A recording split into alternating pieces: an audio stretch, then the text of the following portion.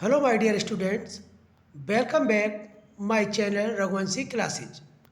जवाहर नवोदय विद्यालय प्रवेश परीक्षा कक्षा 6 से संबंधित आज हम एक नए टॉपिक के साथ आपके साथ उपस्थित हुए हैं। टॉपिक का नाम है लाभ और हानि। लाभ और हानि। वीडियो स्टार्ट करने से पहले अगर आप हमारे चैनल पर न्यू हैं तो हमारे चैनल के लिए लाइक और सब्सक्राइब अवश्य करें। तो स्टार्ट करते हैं आज का महत्वपूर्ण वीडियो। तो इस वीडियो को स्टार्ट करने से पहले, लाभ हानि को स्टार्ट करने से पहले हम लाभ हानि के जो मुख्य बिंदु हैं उन पर चर्चा करेंगे कि हम लाभ हानि को किस तरह से समझ सकें। यानी पेपर में अगर कोई क्वेश्चन आता है 100% लाभ हानि से एक या दो क्वेश्चन अवश्य हर वर्ष पूछे जाते हैं। तो इस पर चर्चा करते हैं कि लाभ हानि को सॉल्व करने के लिए हमें सबसे पहले या सर्वप्रथम किस चीज़ की जानकारी होनी जरूरी है। तो सबसे पहले आता है क्रय मूल्य। जो हमारा पहला बिंदु है वो क्या है? क्रय मूल्य। अब क्रय मूल्य है क्या? क्रय मूल्य क्या है? किसी वस्तु को जिस मूल्य पर खरीदा जाता है। कोई व्यक्ति किसी वस्तु को खरीदता है, जो व्यक्ति वस्तु खरीदता है वह उसका क्या कहलाता है? क्रय मूल्य कहलाता है। जैसे राम ने एक पेन खरीदा। राम ने एक पेन खरीदा और जो पेन राम ने खरीदा वो राम का जो रुपया गया वो क्या कहलाता है? उसका क्रय मूल्य कहलाता है। जो खरीदी हुई वस्तु है वो क्या कहलाती है? क्रय मूल्य। तो अगला बिंदु है विक्रय मूल्य। जो अगला बिंदु है वो क्या है? विक्रय मूल्य। जब कोई व्यक्ति कोई वस्तु खरीदता है और खरीदने के उपरांत उस वस्तु को किसी अन्य को बेचता है, यानी किसी अन्य को बेचना, वो क्या कहलाता है? विक्रय मूल्य। कोई वस्तु खरीदता है वो क्या है? क्रय मूल्य। और जब वो खरीदी हुई वस्तुओं को बेचता है तो वो क्या कहलाता है? हमारा विक्रय मूल्य कहलाता है। तो दो तथ्य हमारे सामने निकल कर आए। दो बिंदुओं से हमारे सामने ये जानकारी हमें प्राप्त हुई कि जो वस्तु हम खरीदते हैं वह क्या है? क्रय मूल्य। और जो हम बेचते हैं वो हमारा क्या हो जाता है? विक्रय मूल्य। अब वस्तु खरीदना बेचना तो कभी इसमें लाभ होता है, कभी हानि होती है। कभी लाभ होगा, कभी हानि होगी। अब जो अगला बिंदु है वो क्या है? हमारा लाभ का। लाभ किस स्थिति में होगा? जो नेक्स्ट बिंदु है, पॉइंट है, वो उसके माध्यम से जानेंगे कि व्यक्ति को लाभ कब होगा, लाभ किस प्रकार होगा। हमने जाना जो वस्तु खरीदी और बेची, अगर हमारा विक्रय मूल्य ज़्यादा है, विक्रय और क्रय में विक्रय ज़्यादा क्रय कम, तो हमेशा क्या होता है? लाभ होता है, यानी प्रॉफिट होता है। अगर किसी व्यक्ति ने 5 रुपए का कोई नोटबुक, पेन या अन्य ज्योमेट्री बॉक्स खरीदा और उसने अपने सहपाठी को या अन्य किसी को 6 रुपए में बेच दिया, भाई 5 में खरीदा वो उसका क्या हो गया? क्रय मूल्य हो गया। 6 रुपए में उसने बेचा वो उसका क्या हो गया? विक्रय मूल्य हो गया। अब उसे जो 1 रुपए का अंतर आया, अंतर कहाँ से आया? विक्रय मूल्य से। यानी विक्रय मूल्य से हमने क्रय मूल्य को माइनस किया तो हमारा 1 रुपया, तो जो 1 रुपया प्राप्त हुआ वो हमारा क्या कहलाया? लाभ। अब दूसरा बिंदु है हमारा हानि। यानी हानि हमें किस स्थिति में होगी? क्रय और विक्रय। क्रय और विक्रय में क्रय ज़्यादा हो और विक्रय कम हो, जैसे कोई बच्चा 5 रुपए में ज्योमेट्री बॉक्स खरीदा, उसने नोटबुक खरीदी, पेंसिल खरीदी, और उसने 4 रुपए में अपने साथी को बेची। क्रय मूल्य कितना हमारा? 5 रुपए। विक्रय मूल्य हमारा कितना? 4 रुपए। तो अंतर आ रहा है, यानी तो क्रय मूल्य हमारा ज़्यादा है, विक्रय मूल्य कम है, तो क्या होगी? हानि होगी। तो हमने क्रय क्रय मूल्य क्या है, विक्रय मूल्य क्या है, लाभ कैसे ज्ञात होता है, हानि कैसे ज्ञात होती है, इन 4 बिंदुओं के माध्यम से हमने ये जान लिया है कि क्रय क्या है। कोई वस्तु खरीदी जाती है, वो क्या कहलाता है? क्रय मूल्य होता है। कोई वस्तु बेची जाती है, वो विक्रय मूल्य होता है। विक्रय मूल्य ज़्यादा होता है, क्रय मूल्य कम होता है, तो लाभ होता है। क्रय मूल्य ज़्यादा होता है, विक्रय मूल्य कम होता है, तो क्या होती है? हानि होती है। तो नेक्स्ट, अब हम ये जान चुके हैं क्रय मूल्य, विक्रय मूल्य, लाभ, हानि कैसे हम ज्ञात कर सकते हैं। तो कुछ फार्मूले हैं, उनको हम यहाँ देख लेते हैं। जैसे लाभ बराबर विक्रय माइनस क्रय, हानि बराबर क्रय माइनस विक्रय। अब आगे जो क्वेश्चन में पूछा जाता है कि भाई हानि प्रतिशत ज्ञात कीजिए, लाभ प्रतिशत ज्ञात कीजिए, तो उसके लिए तो लाभ प्रतिशत जब हम निकालेंगे इक्वल, तो लाभ मल्टीप्लाई 100 अपॉन क्रय। अब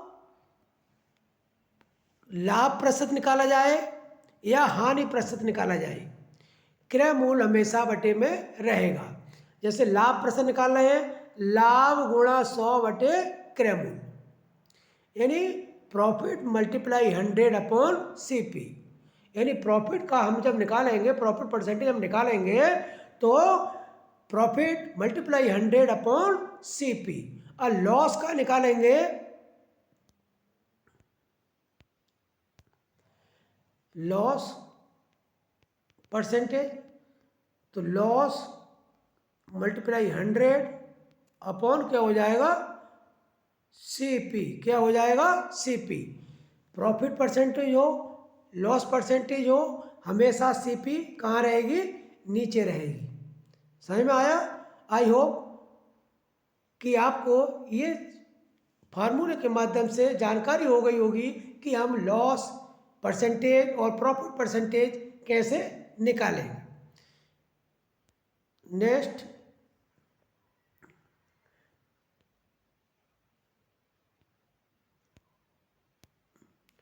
तो आज का जो पहला क्वेश्चन है, एक सेल फोन को, यानी कोई व्यक्ति है सेल फोन को खरीदता है, कितने में खरीदता है? 2500 रुपीज़ में। 2500 रुपीज़ में उसको क्या करता है? खरीदता है। और 2750 रुपये में उसे क्या कर देता है? बेच देता है। तो खरीदा, तो वो हमारा क्या हो गया? CP। क्या हो गया हमारा? CP, यानी क्रय मूल्य। क्या हो गया हमारा? वो क्रय मूल्य हो गया। और जो बेचा है वो हमारा क्या है? विक्रय। ये हमारा क्या हो गया? SP, यानी सेलिंग प्राइस। ये हमारी क्या हो गई? Selling price. अब हम दोनों जो अमाउंट है, क्रय मूल्य और विक्रय मूल्य, अब हम इन्हें ठीक तरह से देखते हैं, ऑब्जर्व करते हैं कि इसमें कौन ज़्यादा है, क्रय मूल्य ज़्यादा है या विक्रय मूल्य ज़्यादा है, CP ज़्यादा है या हमारी SP यानी कॉस्ट प्राइस या सेलिंग प्राइस हमारी ज़्यादा है। तो हम देखते हैं कि जो सेलिंग प्राइस वो क्या है? हमारी बड़ी है, और कॉस्ट प्राइस हमारी क्या है? छोटी है। तो अब हमने ऊपर जाना है कि अगर हमारा सेलिंग प्राइस ज़्यादा है तो हमें क्या होगा? प्रॉफिट होगा। तो क्या होगा हमें? प्रॉफिट। तो हम प्रॉफिट निकालते हैं, P इक्वल 2750 माइनस 2500। हम इन्हें माइनस करेंगे तो हमारा क्या आ जाएगा, 250 हमारा क्या हो गया, प्रॉफिट हो गया। प्रॉफिट हमारा कितना आया, 250 रुपीज। अब आगे कह रहा है कि इसका लाभ प्रतिशत ज्ञात करवा रहा है। क्या ज्ञात करवा रहा है, लाभ प्रतिशत। तो लाभ प्रतिशत ज्ञात करने के लिए हम क्या करेंगे, P मल्टीप्लाई 100 अपॉन CP। क्या करेंगे, CP। अब P हमारा कितना आया, 250 मल्टीप्लाई 100 और हमारा CP कितना है भाई, 2500। अब 100 के दोनों जीरो फिनिश हो गए और 2500 में जीरो थे वो हमारे क्या हो गए, फिनिश हो गए। अब ऊपर हमारा क्या बचा, 250 और नीचे हमारा क्या है, 25। अब 25 बन जा 1 और 25 बन जा 1 और 0 10, यानी 25 10 जा क्या होता है, 250 होता है। तो क्या आया, 10। तो इस क्वेश्चन का यानी जो सेल फोन है उसका जो प्रॉफिट परसेंटेज है हमारा वो कितना आया, C यानी 10%। तो इस क्वेश्चन का जो हमारा राइट आंसर होगा वो क्या होगा, ऑप्शन C यानी 10%। आई होप कि आप इस क्वेश्चन को ठीक तरह से समझ चुके होंगे। अगर कोई भी समस्या हो तो आप कमेंट बॉक्स में लिखकर अपना मैसेज भेज सकते हैं। नेक्स्ट,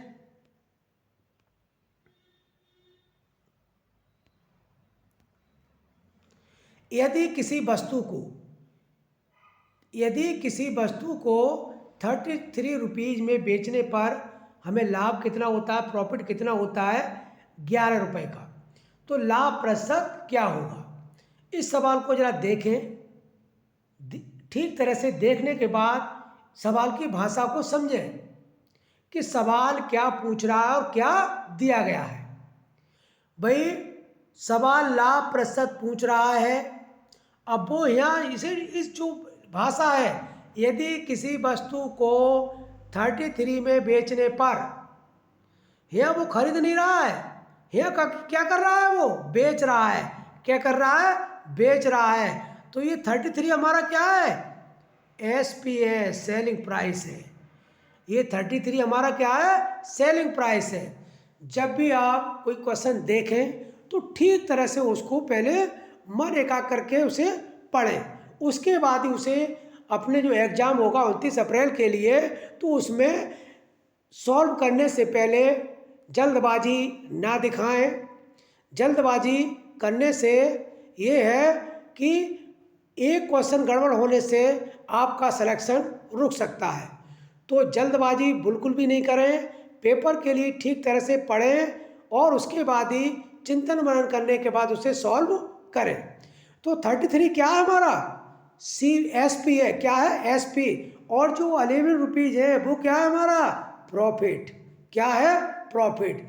और जो प्रॉफिट परसेंटेज निकालने के लिए या लॉस परसेंट निकालने के लिए जिस चीज़ की हमें आवश्यकता होती है वो CP वो यहाँ पर नहीं दी हुई है। तो हम क्या दिया हुआ है, सेलिंग प्राइस, और क्या दिया हुआ है, प्रॉफिट। तो हम इन दोनों के माध्यम से क्या निकालेंगे, CP निकालेंगे। क्या निकालेंगे, CP। तो CP निकालने के लिए क्या करेंगे, हम जो हमारा सेलिंग प्राइस है उसमें से यानी CP इक्वल यानी क्रय मूल्य इक्वल क्या हो जाएगा, SP माइनस P। 33 माइनस 11, तो CP हमारा कितना आया, 22। अब SP की केवल जहाँ ये SP बच्चे के लिए भ्रमित करने के लिए दिया गया है, तो आप बिल्कुल भी भ्रमित ना हो। हम आपका पूर्ण सहयोग करेंगे, जो शंका है आपकी हम दूर करेंगे। अब प्रॉफिट परसेंटेज निकालने के लिए किस किस की आवश्यकता होती है, प्रॉफिट की। तो प्रॉफिट हमारा क्या है, 11 है, मल्टीप्लाई 100 जब प्रतिशत निकालेंगे। और अभी हमने ज्ञात किया CP हमारा कितना आया, 22। अब 11 बन जा 11, 11 2 जा 22, 2 से हम 100 को डिवाइड करेंगे तो क्या आएगा 50। तो हमारा राइट आंसर हो गया 50%। यानी तो इसका क्वेश्चन का जो राइट आंसर होगा वो क्या होगा, ऑप्शन बी। नेक्स्ट,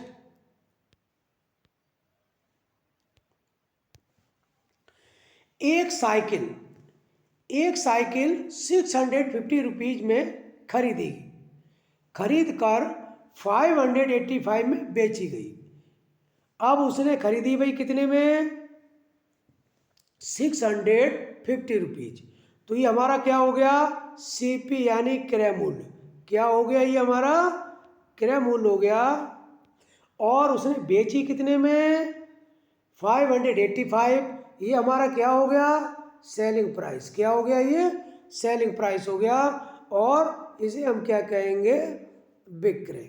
अब हम इन दोनों का ऑब्जर्व करते हैं कि सीपी या सेलिंग प्राइस ज़्यादा है या हमारी कॉस्ट प्राइस ज़्यादा है। तो हम पाते हैं कि हमारी कॉस्ट प्राइस क्या है, ज़्यादा है। जब कॉस्ट प्राइस ज़्यादा होगी तो हमें क्या होगा, लॉस होगा। बच्चों ध्यान दीजिए, जब कॉस्ट प्राइस हमारी ज़्यादा होगी सेलिंग प्राइस से तो हमेशा क्या होगा, लॉस होगा। तो इस साइकिल में क्या हो रहा है, लॉस हो रहा है। क्या हो रहा है, लॉस हो रहा है। तो लॉस कितना हुआ, 650 में से हम 585 को क्या कर देंगे, माइनस कर देंगे। तो हमारा क्या आएगा, 5 में से यानी 10 में से 5 क्या बचा, 5 बचा। और ये आया 65, यानी लॉस हमारा कितना आ गया भाई, 65 रुपीज। अब 65 रुपीज लॉस आया। अब कह रहा है कि हमें इसका क्या निकालना है, हानि प्रतिशत निकालना है। तो हानि प्रतिशत निकालते हैं। हानि कितनी आई हमारी, 65 मल्टीप्लाई 100 अपॉन हमारा सीपी यानी क्रय मूल्य कितना है, 650 रुपीज। कितना है, 650 रुपीज। 0 से 0 कट गया, फिर 65 से 65 कटा, क्या बचा 10। तो साइकिल में उसे कितने प्रतिशत का घाटा हुआ या कितने प्रतिशत की हानि हुई, तो उसे 10% की हानि हुई। तो इस क्वेश्चन का जो राइट आंसर है वो क्या है, ऑप्शन डी। तो इस क्वेश्चन का जो राइट आंसर होगा वो क्या होगा, ऑप्शन डी। नेक्स्ट क्वेश्चन,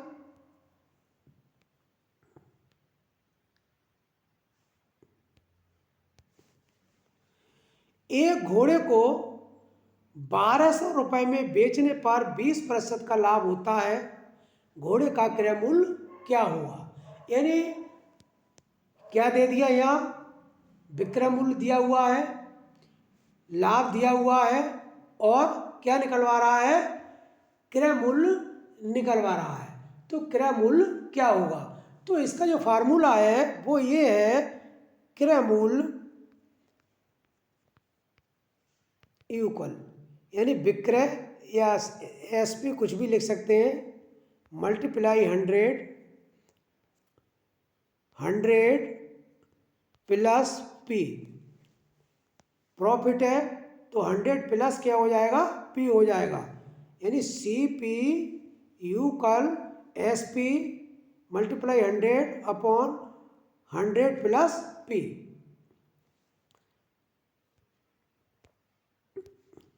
अब हमारा सेलिंग प्राइस कितना है, 1200 मल्टीप्लाई